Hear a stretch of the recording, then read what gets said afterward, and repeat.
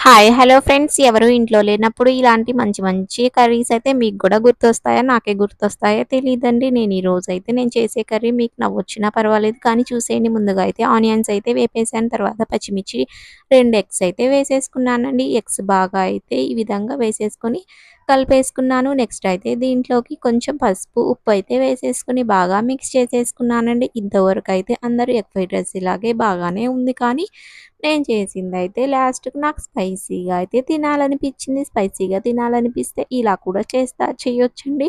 లాస్ట్‌గా అయితే ఇదంతా బాగా వేపేసాను. బాగా వేగిపోయిన తర్వాత అయితే నేను దీంట్లోకి ఇంట్లో అందరికీ ఉండేదైంది పికిల్ అయితే మా ఇంట్లో గూడా ఉందండి. ఇదైతే పండు మిర్చి పికిల్. దీంట్లో అయితే నేను వేసేసుకొని బాగా మిక్స్ చేసేసుకొనైతే ఈ విధంగా లాస్ట్‌గా కొత్తిమీర వేశాను.